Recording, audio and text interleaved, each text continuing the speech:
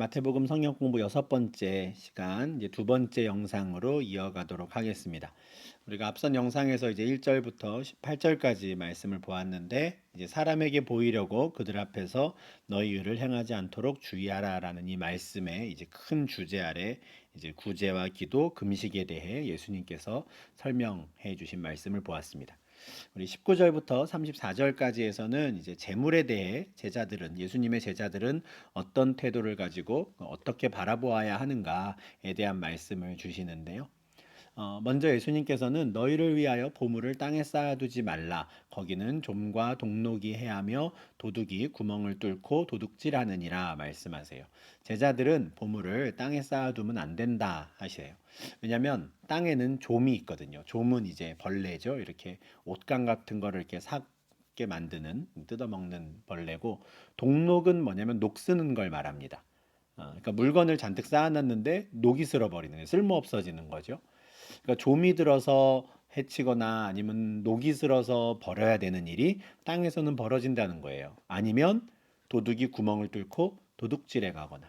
그러니까 보물을 땅에 쌓아두면 그게 온전히 다 나의 것이 된다라고 하는 보장이 없다는 거예요. 그러니까 너희를 위해서라도 보물을 땅에 쌓아두지 말라 합니다. 곳에는 좀과 동록, 도둑이 있으니까요. 그러면 제자들은 어떻게 해야 되는가? 보물을 하늘에 쌓아두어야 한다 합니다. 하늘에는 좀도 없고 동록도 없고 도둑도 없어요. 그러니 오직 너희를 위해 보물을 하늘에 쌓아두라 하십니다. 보물을 땅에 쌓아둘 것인가 하늘에 쌓아둘 것인가, 이것이 지금 예수님께서 당신의 제자들에게 제일 처음 가르쳐 주고 싶은 말씀이에요. 보물을 하늘에 쌓아두어야 한다는 거예요. 근데 이걸 땅에 쌓아둘까 하늘에 쌓아둘까, 사실 그걸 결정하는 모습을 보면, 태도를 보면 너희의 마음이 어디에 있는지 알 수 있다, 이런 말씀을 덧붙이시죠. 너의 보물 있는 그곳에는 너의 마음도 있다 하는 거예요. 그러니까 아무리 제가 하나님의 영광을 위해 살겠습니다 라고 말을 하고 구제하고 금식하고 아무리 이렇게 하더라도 결국 내가 나의 보물을 어디에 쌓아두는가를 보면, 말로는 그렇게 하더라도 실제 나의 보물을 땅에 쌓아둔다면, 너의 마음이 거기에 있구나 하나님이 아신다는 거죠. 그러니까 보물을 하늘에 쌓아두는 사람은 그 마음을 하늘에 두고 있는 사람이라는 거. 이 땅을 살지만 그들의 소망을, 그들의 마음을 하늘에 두고 있는 사람이라는 표시가 된다는 겁니다. 이 보물을 하늘에 쌓아두는 방법이 무엇인가? 이에 대해서는 이제 우리가 앞으로 이제 말씀을 통해서 이제 보게 될 텐데, 사실 이 보물을 하늘에 쌓아두기 위해서는 우리가 꼭 기억해야 되는 말씀이 있습니다. 십계명의 첫 번째 말씀이죠.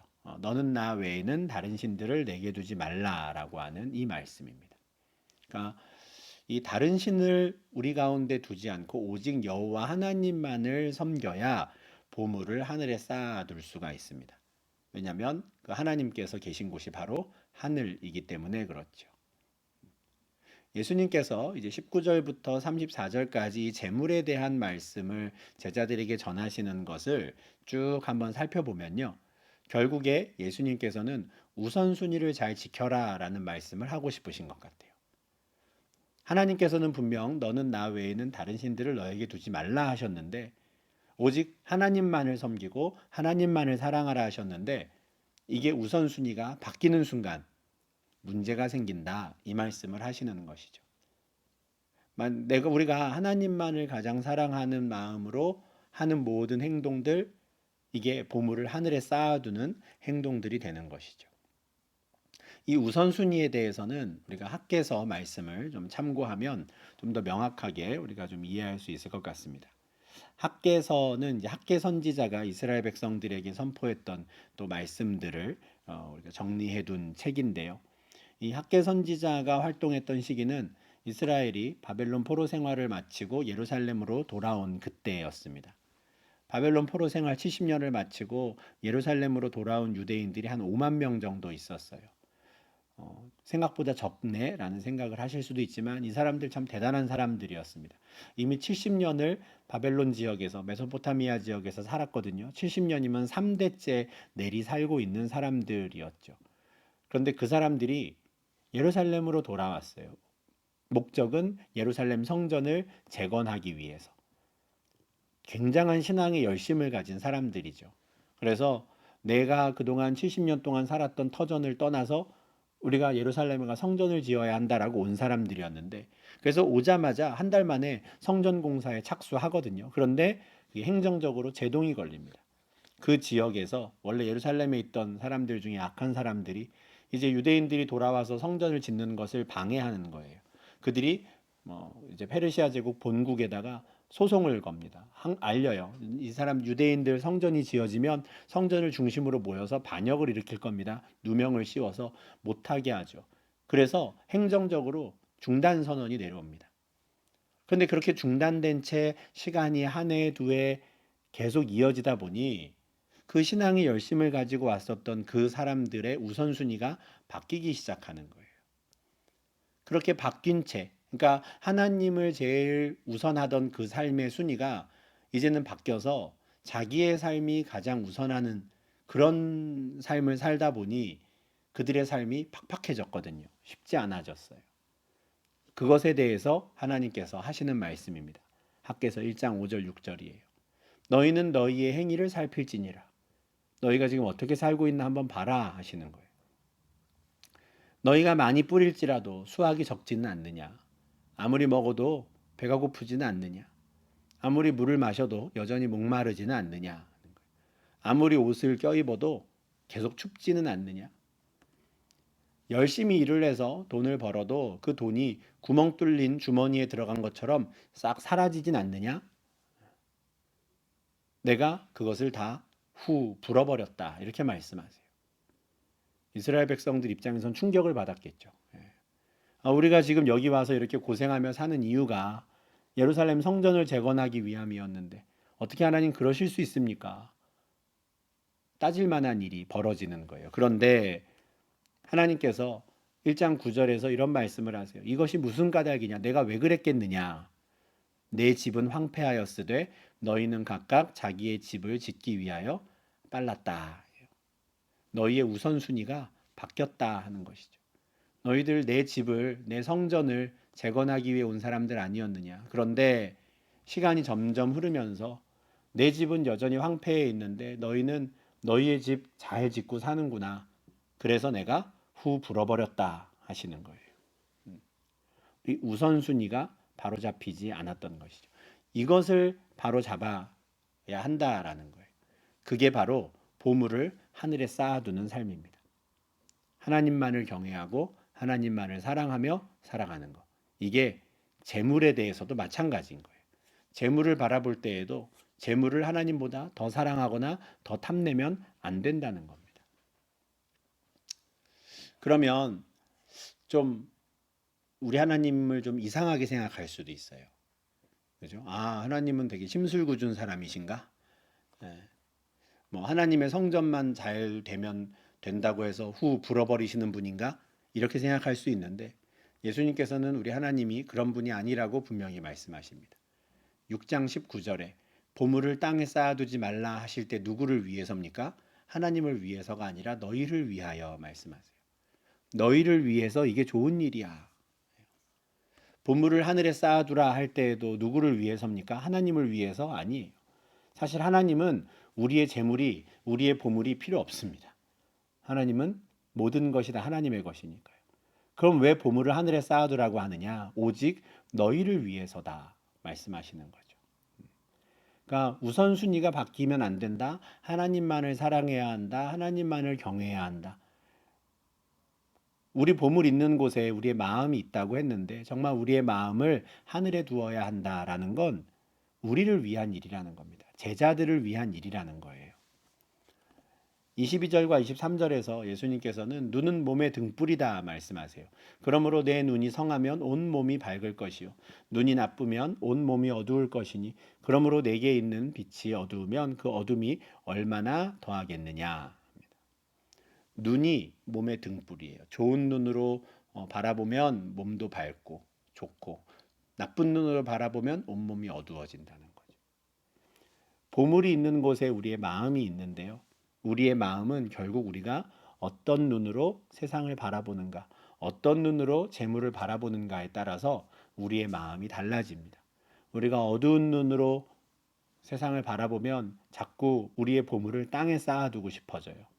그런데 믿음의 눈을 뜨고 좋은 눈으로 세상을 바라보고 재물을 바라보면 그 재물을, 그 보물을 하늘에 쌓아둘 수 있게 되는 것이죠. 요한일서 2장 16절에서는 우리 안목의 정욕에 대해서 경고합니다. 우리가 눈으로 보면서 욕심을 부리게 되는, 자극을 받는 정욕이 있어요. 그건 다 세상으로부터 온 것이다 하거든요. 그러니까 좋은 눈으로 세상을 바라보고 좋은 눈으로 재물을 바라보아야 하는 것이죠. 그래야 우리가 아버지께로부터 오는 그 마음을 가지고 보물을 하늘에 쌓아둘 수 있는 겁니다. 창세기 3장 6절에서 하와가 사탄에게 미혹되어서 동산 중앙에 있던 그 선악을 알게 한 나무 열매를 쳐다보지요. 그랬더니 너무 맛있어 보이고 너무 보암직도 하고 지혜롭게 할 만큼 탐스러워 보이는 거예요. 그래서 결국 그 열매를 따먹고 남편에게도 주죠. 동산 중앙에 있는 나무였거든요. 평상시에도 늘 보던 나무였습니다. 근데 평상시에는 좋은 눈으로 바라보았기 때문에 하나님 계명을 지켜야 되는, 하나님 말씀에 순종하고자 하는 그 좋은 눈으로 바라봤기 때문에 아무 문제가 없었어요. 그런데 사탄에게 미혹되어서 저거 먹으면 네가 하나님과 같이 될 수 있어라고 하는 그 욕심을 자극하는, 안목의 정욕을 자극하는 그 말을 마음에 품고 나무를 바라보니 몸이 더러워지는 것이죠. 예. 나쁜 열매가 맺어지는 겁니다. 출애굽기 20장 17절에서 10계명의 계명 중에 마지막 10번째 계명은 탐심을 경고하는 계명입니다. 내 이웃의 집을 탐내지 말라. 내 이웃의 소유를 탐내지 말라.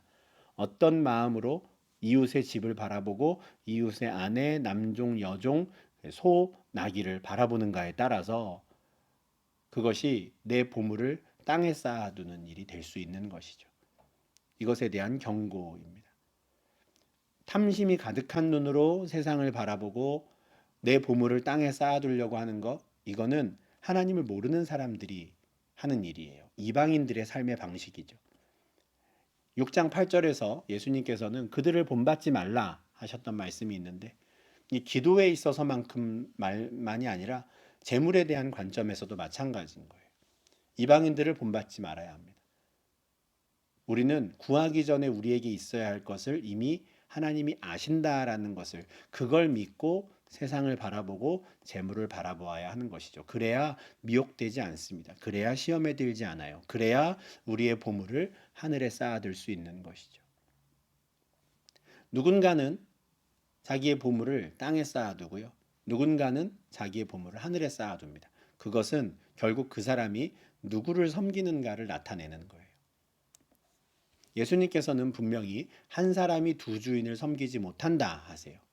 혹이를 미워하고 저를 사랑하거나 혹이를 중히 여기고 저를 경히 여기게 된다. 둘 중에 하나를 더 사랑하게 되고 둘 중에 하나를 가볍게 여기게 되는 것이지 둘 다 똑같이 사랑할 수 없다라는 거예요. 너희가 하나님과 재물을 겸하여 섬기지 못한다 하는 거예요. 아, 저는 보물을 땅에도 쌓아두고요, 하늘에도 쌓아둘 수 있습니다. 이런 사람 없다라는 겁니다. 둘 중에 하나만인 것이죠. 예수님께서는 이 하나님과 재물을 겸하여 섬기지 못한다라고 해서 이 너는 나 외에는 다른 신들을 내게 두지 말라라고 주셨던 이 계명에서 여호와 하나님의 가장 강력한 라이벌로 재물을 이야기하시는 겁니다. 예수님께서 사람을 너무 잘 아시는 거죠. 이스라엘 백성들이 섬겼던 대표적인 우상이 있습니다. 바알이라고 하는 우상이죠. 아마 많이 들어보셨을 겁니다. 이스라엘 자손이 가나안 땅에 들어가서 여호와의 눈앞에서 악을 행했대요. 그들이 바알을 섬겼다 합니다. 근데 그 바알은 풍요의 신이에요. 우리의 삶을 풍요롭게 해준다는 거예요. 바알을 섬기면. 결국 무엇을 섬긴 겁니까? 재물을 섬기는 것이죠. 암몬 자손들은 몰렉이라는 신을 섬깁니다. 몰렉이라는 그 신에게 자식을 바쳐요. 어떻게 자식을 바칠 수 있을까? 바치는 이유가 하나밖에 없겠죠. 자식보다 더 좋은 것 주십시오 하면 바칠 수 있는 거예요. 완전히 재물에 사로잡히면 자식까지도 자기가 섬기는 신에게 바치는 재물로 내어줄 수 있는 게 타락한 인간입니다. 하나님도 섬기고 재물도 섬기고 불가능해요. 재물을 섬기는 순간 하나님은 사라져 버립니다. 근데 이스라엘 사람들은 같이 섬길 수 있다고 생각했어요. 바알을 섬기고 몰렉을 섬기면서도 예루살렘 성전에서는 여호와를 향한 제사가 계속 드려졌거든요. 근데 하나님은 그 제사 받지 않으십니다. 너희가 악을 행하고 있다라고 말씀하시죠. 디모데전서 6장 10절에서는 돈을 사랑하는 것이 일만하게 뿌리가 된다 했어요. 하나님을 사랑하든지 돈을 사랑하든지입니다. 우리가 범하는 모든 죄, 모든 악의 근원이 돈을 사랑함에 있을 수 있다 이 말씀이에요. 하나님보다 다른 것을 더 사랑하는 것, 우상숭배가 되는 것이죠. 그래서 우리가 이 첫 번째 영상에서 본 것처럼 이 아굴의 기도가 참 귀하다 하는 거예요. 나를 가난하게도 마시옵고 부하게도 마옵시고 오직 필요한 양식으로 나를 먹이시옵소서 하는 거죠. 내가 돈을 사랑하는 자가 되지 않게 해주십시오. 내가 오직 여호와 하나님만을 사랑하는 자가 되게 해주십시오. 그래서 나를 위해 보물을 땅에 쌓아두지 않고 하늘에 쌓아두는 자가 되게 해주십시오. 이렇게 하려면 무엇이 필요하다고 말씀드렸습니까? 자족하는 법을 배워야 한다 말씀을 드렸고요. 자족하기 위해서는 무엇을 인정해야 한다 말씀드렸습니까? 여호와 하나님이 나의 목자시다라는 걸 인정해야 한다고 말씀드렸죠. 그 여호와 하나님이 나의 목자시다라는 것을 예수님은 뭐라 그러십니까? 하나님만을 사랑해라 이렇게 말씀하시는 거예요. 너희가 하나님과 재물을 겸하여 섬길 수 없다. 하나님만을 섬겨라 말씀하시는 것이죠. 예수님의 제자라면 이 말씀을 마음에 품고 세상을 바라볼 수 있어야 되고 이 마음을 품고 이 믿음으로 눈을 뜨고 세상을 바라보아야 하는 겁니다. 그래야 그들이 마음이 땅에 두지 않고 하늘에 두며 그 하늘에 보물을 쌓을 수 있는 것이죠. 이어지는 6장 25절에서 예수님께서 이제 이 말씀을 들은 제자들에게 하나님과 재물을 겸하여 섬길 수 없다라는 이 말씀을 들은 제자들에게 아주 실천적인 부분에 있어서 효과적인 방법을 하나 알려주십니다. 어떻게 하면 재물보다 하나님을 더 섬길 수 있는지에 대한 구체적인 방법을 알려주시는데 그래서 25절이 이제 그러므로라고 시작을 해요. 저는 이제 앞서 여호와가 나의 목자심을 인정해야 한다. 이것을 이제 우리가 하나님을 더 사랑할 수 있는 방법으로 말씀을 드렸는데 이거보다 훨씬 더 쉽고 또 이거보다 훨씬 더 구체적인 방법을 예수님이 직접 가르쳐 주십니다. 그게 뭡니까? 염려하지 말라라는 거예요. 그러므로 내가 너희에게 이르노니 목숨을 위하여 무엇을 먹을까 무엇을 마실까 몸을 위하여 무엇을 입을까 염려하지 말라. 목숨이 음식보다 중하지 아니하며 몸이 의복보다 중하지 아니하냐.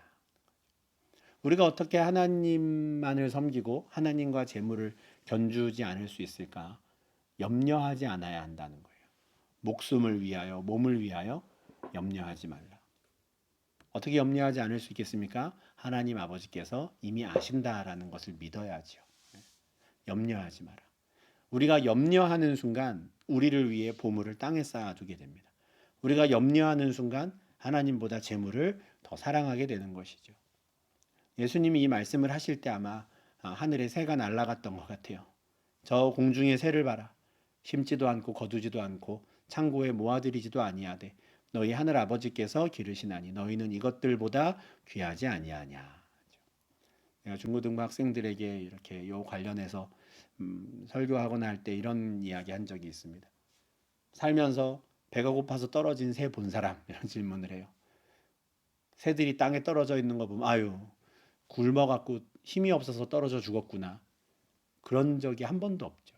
우린 그런 새를 보지를 못합니다. 하늘을 날아가다가 배가 고파서 굶어 죽어서 떨어지는 새를 본 적이 없어요. 그 새들은 농사도 짓지 않고요. 곡식을 모아둘 창고도 없습니다. 그러나 굶어 죽지 않는 거죠. 하늘 아버지께서 기르시기 때문에. 예수님 뭐라 그러십니까? 너희는 이것들보다 훨씬 더 귀하다. 너희는 이것들보다 훨씬 더 귀하다. 그러니까 하나님과 재물을 겸하여 섬길 수 없다. 우리가 하나님만을 섬겨야 한다라는 건 사실 이런 하나님의 마음을 알라는 거예요. 하나님이 너희를 얼마나 귀하게 여기시는데 왜 염려하느냐? 지금 그 말씀입니다. 딱 그냥 뒤에 팔짱 끼고 쓰셔가지고 자 나를 선택하는지 재물을 선택하는지 내가 한번 보겠어. 이렇게 주시는 말씀이 아닌 거예요. 재물 말고 하나님을 사랑해라라는 건 하나님이 너희를 얼마나 귀하게 여기시는지, 하나님이 너희를 얼마나 사랑하시는지 그걸 알아라 하시는 말씀이에요. 너희 중에 누가 염려함으로 그 키를 한 자라도 더할 수 있겠느냐? 또 너희가 어찌 의복을 위하여 염려하느냐? 들의 백합화가 어떻게 자라는가 생각하여 보라. 수고도 아니하고 길쌈도 하지 않는다. 염려하지 말라, 염려하지 말라. 하나님 믿어라 하는 거죠. 아무리 염려해봤자 우리가 키를 더할 수가 없어요. 무슨 말입니까? 염려한다고 해서 우리가 상황을 바꿀 수 있는 게 없는 거예요. 염려한다고 해서 내가 뭔가를 개선할 수 있을 만한 그런 능력이 나에게 없어요. 사실 우리가 염려하는 것의 대부분은 내가 할 수 없는 영역의 것들입니다. 오히려 하나님의 손에 있는 걸 내가 끌어와서 염려하는 게 많거든요. 앞에 공중에 새를 보라 하셨던 예수님께서 들의 백합화를 보라 하세요. 옆에 있는 풀 봐라 하는 거죠. 그 들꽃을 보라는 거예요. 수고도 않고 길쌈도 안 해요.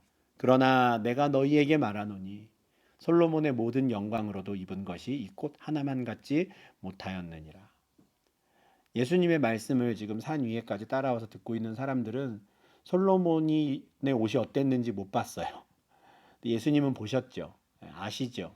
그래서 내가 이거 알려줄게 하시는 거예요. 그러나 내가 너희에게 말하노니. 솔로몬이 정말 인간이 이 땅에서 취할 수 있는 모든 영광을 취했던 사람이고 모든 재물을, 모든 지혜를 가졌던 사람인데 그 모든 영광과 재물과 지혜를 총동원해서 만들어 입었던 그 옷도 너희 옆에 있는 이 들꽃보다 예쁘지 않았다 하시는 거예요. 오늘 있다가 내일 아궁이에 던져지는 이 들풀도 하나님이 이렇게 입히시는데 하물며 너희일까 보냐. 믿음이 작은 자들. 하나님이 너희를 얼마나 사랑하시는지 아직도 모르겠느냐. 하나님이 너희를 얼마나 사랑하시는지 아직도 못 믿겠느냐. 하물며 너희일까 보냐. 들풀 이것도 하나님이 이렇게 예쁘게 입히시는데 너희 옷 걱정을 하고 있느냐 하는 거예요. 그러니 염려해서 무엇을 먹을까, 무엇을 마실까, 무엇을 입을까 하지 말라. 이는 다 이방인들이 구하는 것이다. 너희 하늘 아버지께서 이 모든 것이 너희에게 있어야 할 줄 아신다 해요. 염려하지 말라, 염려하지 말라 계속 나오죠. 이게 비결입니다. 자족할 수 있는 비결이고요. 여호와 하나님이 나의 목자심을 인정할 수 있는 비결이고요. 재물이 아니라 하나님만을 사랑할 수 있는 우리의 재물을 하늘에 쌓아둘 수 있는 비결이에요. 염려하지 않는 것. 염려는 누가 합니까? 이방인들이 하는 거예요. 여기서 말하는 이방인은 누구냐면요. 부모가 없는 자식들입니다. 그렇게 생각하시면 돼요. 부모가 없는 자녀들은 어려서부터 이걸 걱정해야죠. 나 내일 뭐 먹을까? 내가 내일 입을 옷이 있을까? 걱정해야 됩니다. 그러나 부모가 있는 자녀들은 이런 걱정하지 않습니다. 왜 그렇습니까? 그건 부모 몫이니까요. 예수님이 하시는 말씀이 그거예요. 너희 하늘 아버지께서 이 모든 것이 너희에게 있어야 할 줄 안다. 그거는 아버지가 책임지는 거지 너희가 책임질 게 아니다 하는 거예요. 절대 하나님께서 가난하게 살아라, 굶어라 이렇게 말씀하시지 않습니다. 내가 책임질 건데 왜 너희가 염려하느냐 그 말씀을 하시는 거예요. 우리도 똑같죠. 우리 사랑하는 자녀들이 내일 뭘 먹을까 그 염려 때문에 밤잠을 설친다고 한번 생각해 보세요. 내일 아침에 일어났는데 엄마가 밥을 줄까? 내일 아침에 내가 입을 옷이 있을까? 그 염려하느라 밤잠을 설치고 저녁마다 고민하면 부모로서 뭐라 그러시겠습니까? 뒤통수 한 대 때리시겠죠. 정신 차리고 네 할 일이나 해라. 쓸데없는 걱정하지 마라 하시겠죠. 딱 그 말씀입니다. 너희 아버지가 계시는데 왜 너희가 그런 걸 걱정하느냐? 너희에게 필요한 모든 게 뭔지 아시는 아버지가 계시는데 왜 너희가 부모 없는 자식처럼 무엇을 먹을까 마실까 입을까 걱정하느냐 하는 염려하지 말라는 것이죠. 너희는 너희 할 일을 해라는 거예요. 너희 할 일이 뭡니까? 하나님의 나라와 하나님의 의를 구하는 거예요. 무엇을 하면 하나님이 기뻐하실까? 우리 자식들에게 바라는 게 그거 아닙니까? 철들기를 바라는 거죠. 너희는 먼저 그의 나라와 그의 의를 구하라. 그리하면 이 모든 것을 너희에게 더하시리라. 여기에서 예수님께서 너희는 그의 나라와 그의 의만 구해라. 그의 나라와 그의 의를 구하다가 가난해져라. 그의 나라와 그의 의를 구하느라 굶어라. 이런 말씀 아닙니다. 너희가 먼저 우선순위에 대한 말씀이에요. 이 재물에 대해서 우리가 늘 기억해야 되는 건 우선순위를 지키는 겁니다. 이게 무너지면 안 돼요. 하나님의 나라와 하나님의 의를 먼저 구하는. 그러면 우리 아버지 되신 하나님께서 우리에게 필요한 모든 것을 채우시는 겁니다. 일용할 양식을, 필요한 양식을 채우시는 거죠. 그래서 내일 일을 염려할 필요가 없습니다. 내일 일은 내일 되면 그때 하면 됩니다. 한날 괴로움은 그날로 족한 것이죠.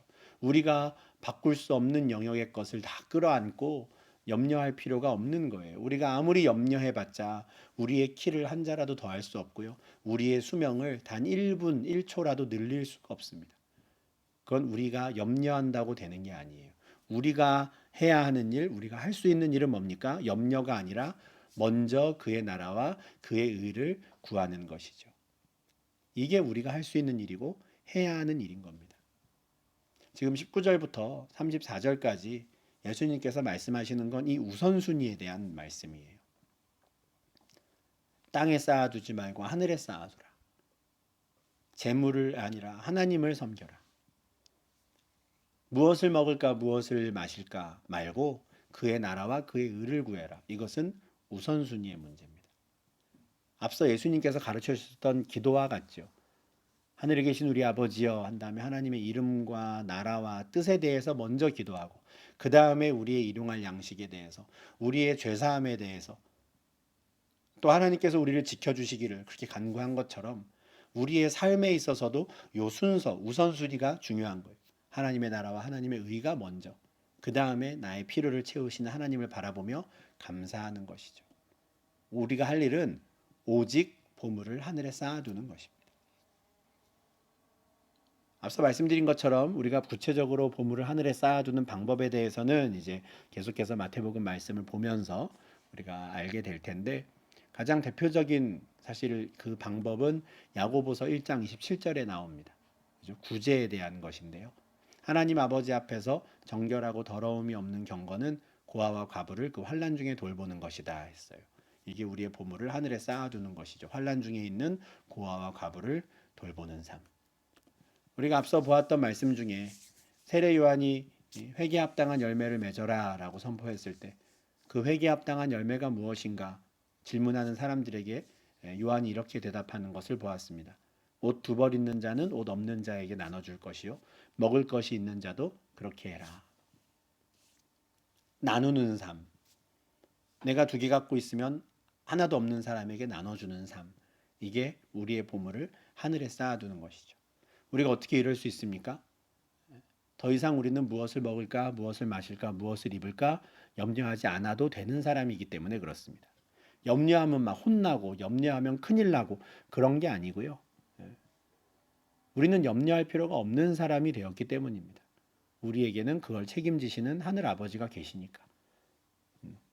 나에게 있는 걸 다른 사람에게 나눠주더라도 또 나에게 필요하면 하나님이 채워주시겠지. 그렇게 살아가는 거예요.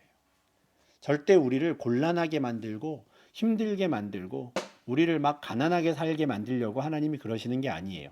고린도후서 8장 13절 15절에 보면 바울이 고린도 교인들에게 구제헌금을 좀 준비해 달라고 그럼 그 구제금을 예루살렘 교회에 갖다 주겠다 했더니 사람들 중에 불만 있는 사람들이 있었던 것 같아요.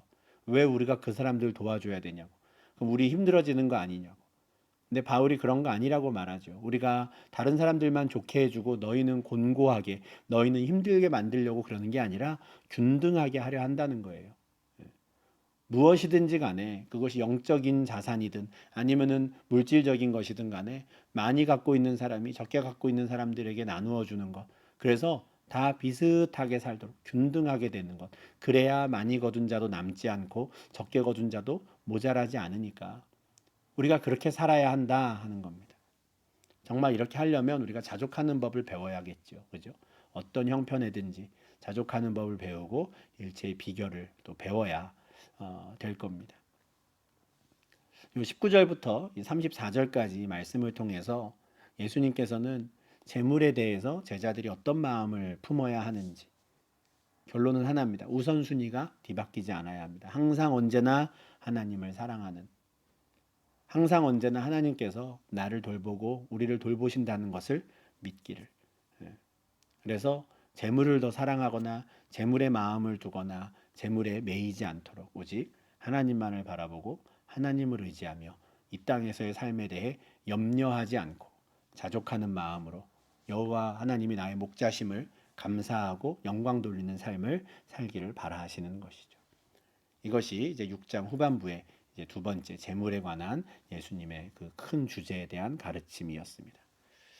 네, 이렇게 해서 우리 여섯 번째 성역 공부 시간 마무리하고요. 이제 다음 주에 산상수훈 마지막이죠. 이제 7장 내용과 또 계속 이어지는 말씀들을 저희가 좀 보도록 하겠습니다. 오늘도 두 개의 영상을 통해서 우리가 6장 말씀을 보았는데 정말 우리가 사람에게 보이기 위한 신앙생활을 하는 사람들이 아니라 정말 여호와 하나님을 바라보고 믿음의 눈을 하늘을 향해 뜨고 그렇게 하루하루를 살아가는, 그래서 정말 하나님이 기뻐하시는 구제와 기도, 금식, 또 재물에 대한 태도들, 정말 하나님 나라 백성에 합당한 예수님의 제자로서 합당한 모습을 하나님께 보여드리며 하루하루를 살아가는 우리가 될 수 있으면 참 좋겠습니다.